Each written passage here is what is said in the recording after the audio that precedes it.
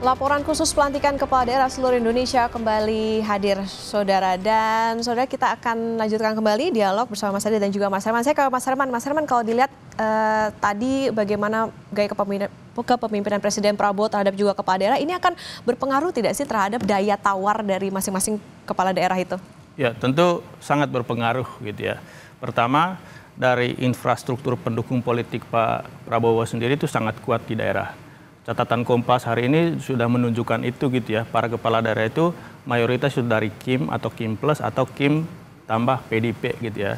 Artinya secara politis Bapak Presiden itu punya kaki yang kuat di daerah. Itu yang pertama. Kemudian yang kedua, ini juga sebetulnya menjadi alarm gitu ya bagi penguatan otonomi daerah dan desentralisasi itu sendiri gitu ya. Ketika bargaining position kepala daerah itu lebih rendah dari Bapak Presiden dalam hal menjalankan program, tentu kita lihat ini menjadi salah satu tanda tanya yang mesti kita awasi bersama, terutama bagaimana kita memberikan ruang bagi daerah untuk apa, mengakomodir atau mencari solusi untuk setiap persoalan yang dialami oleh setiap daerah yang nanti akan dikomando oleh semua kepala daerah gitu ya.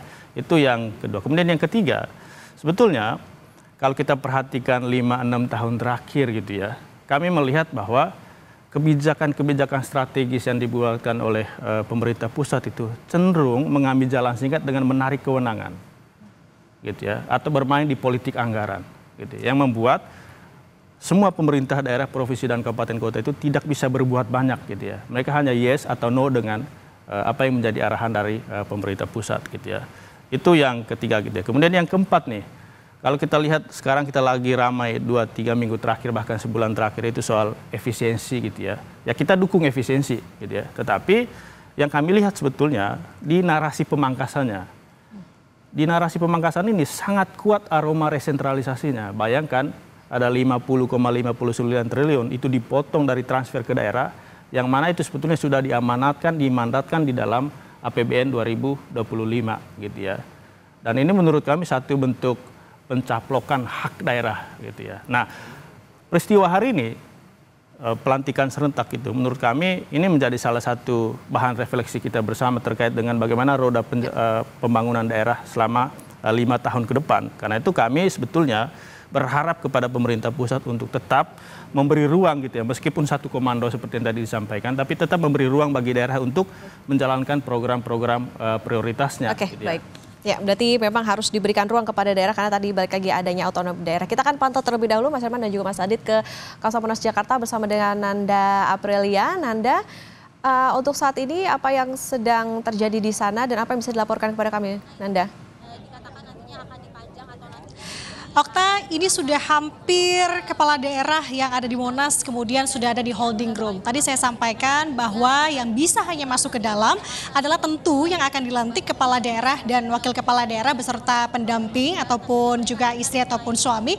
Dan juga untuk pendukung ataupun juga pengawal ini giliran untuk masuk ke dalam. Nah, saya menarik perhatian pada pagi hari ini adalah tentunya pendukung yang ada di belakang saya yang mendukung dan juga bahkan saya sudah melihat sejak tadi pagi di sini yang ramai sekali dan kompak sekali. Selamat pagi semuanya. Selamat pagi. Oke, ini dari mana nih Pak? Kami rombongan dari Provinsi Sulawesi Tenggara. Kebetulan kami pendukung salah satu Gubernur Sulawesi Tenggara, yaitu Gubernur terpilih Bapak Maijen Terni Purnawirawan Andi Sumangerka dan Insinyur Hugua. Dari Sulawesi Tenggara ya, pendukung Pak Gubernur begitu ya. Siap. Kalau Masnya dengan nama siapa Mas? Nama saya Dr. Sofian. Mas Sofian, ini ada berapa orang sih saya melihat ini dipenuhi oleh lautan orange ya kayaknya? Oh ya, kami dari Sulawesi Tenggara kurang lebih 100 rombongan, tapi terbagi ada berapa titik. Kami ini yang turun di Monas, selebihnya di samping istana. Sudah ada di Jakarta sejak kapan sebenarnya? Alhamdulillah kita sudah di Jakarta sudah 5 hari karena kita mengantisipasi kesiapan tempat terutama hotel, itu yang kita antisipasi sehingga kita duluan masuk ke Jakarta. Mendorong pertumbuhan ekonomi Jakarta. Besok kan informasinya akan langsung ke Magelang begitu ya Pak Sofian. Berarti untuk para pendukung akan ikut Magelang juga atau apa nih? Kami cuma sampai di Jakarta, selebihnya mulai besok balik ke Kendari. Besok kembali ke Sulawesi ya. Nah, Harapannya apa sih kalau ditanya untuk mendukung untuk pemerintahan yang akan dipimpin nanti oleh Pak Gubernur di Sulawesi Tenggara khususnya, harapan ke depan selama 5 tahun menjabat nanti apa? Ya, harapan ke depan semoga beliau Pak Andi Sumangorka dan Insinyur Rugua dapat diberi amanah untuk mensejahterakan masyarakat Sulawesi Tenggara sesuai dengan visi misi aman, sejahtera, religius. Mantap, terima kasih sekali. Boleh dada-dada Ibu untuk para penonton di rumah. Terima kasih, salam kompak. Aman, sejahtera, dan religius. Wah, amin. Siap, terima kasih. Ramai betul kan Okta, ini baru satu pendukung. Saya melihat ada berbagai pendukung yang memang diramaikan di sini. Karena kembali lagi Okta, ini merupakan sejarah baru tentunya, pelantikan serentak yang diselenggarakan hari ini. Ada sebanyak 481 kepala daerah yang kemudian akan dilantik hari ini dengan total 961. Kita lihat bagaimana prosesnya nanti Okta, karena informasi yang saya dengar bahwa nanti sekitar pukul 9 ini sudah harus dipastikan kepala daerah berbaris masing-masing peleton yang memang sudah dibagi di gladi bersih ataupun juga gladi kotor sebelumnya, yang kemudian akan berjalan diiringi oleh drum dari IPDN menuju ke Istana Negara. Okta. Ya, tidak hanya gubernur ataupun juga kepala daerah dan wakil kepala daerahnya yang bersemangat hari ini untuk dilantik, tapi juga pendukungnya juga memadati kawasan Monas. Terima kasih jurnalis Kompas TV Nanda Aprilia dan juru kamera Septa Gajana Loka. Kita lanjutkan kembali saudara bersama dengan Herman N. Supraman dan juga Aditya Perdana. Saya ke Mas Herman yang melanjutkan yang tadi. Mas Herman, artinya kalau sekarang kita tahu adanya efisiensi yang tadi bahkan Mas Herman mengibaratkan ini kayaknya pencaplokan dana ke daerah. Ini bisa berpengaruh nggak sih ke bagaimana pelayanan publik ataupun juga kualitas dari pemimpin daerah itu sendiri?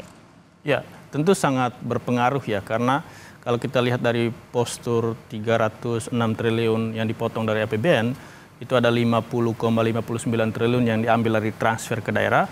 Dan kalau kita lihat detailnya, dari 50,59 itu ada dari DAU yang sudah ditentukan peruntukannya, kemudian ada dari DAK fisik, dana otsus, DAIS, daerah istimewa, kemudian dana desa gitu ya.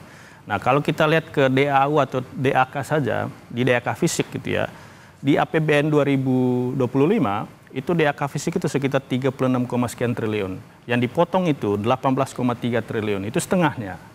Dan dari catatan kami, DAK fisik ini sangat menjadi andalan pemerintah daerah untuk belanja-belanja modal infrastruktur gitu ya, jalan, irigasi gitu ya. Dan tentu ini akan berdampak terhadap dua belanja di daerah. Ada belanja pembangunan dan juga belanja pelayanan publik itu sendiri gitu ya. Dan kami melihat selama setahun ke depan gitu ya, ya kementerian dan lembaga sudah berteriak sebetulnya gitu, hanya mereka berteriak dalam diam gitu ya. Tetapi di daerah gitu ya, ketika nanti para kepala daerah itu pulang dari retret tanggal 28, ini menjadi satu tantangan terbesar mereka. APBD 2025 sudah diketuk gitu ya, dan bagaimana mereka menyesuaikan dengan program prioritas mereka gitu ya. Apalagi kita tahu sekarang mayoritas daerah itu sangat mengandalkan apa yang disebut dengan dana perimbangan atau transfer ke daerah itu, gitu ya. Nah, tetapi itu tantangan gitu. Tetapi di sisi yang lain sebetulnya, Mas Adit, kami melihat ini juga memicu kreativitas daerah. Untuk jangka pendek ke depan, bagaimana mereka bisa mengoptimalkan pajak dan retribusi daerah misalnya, untuk bisa mengisi kekosongan dari yang sudah dipotong oleh pemerintah pemerintah pusat gitu ya.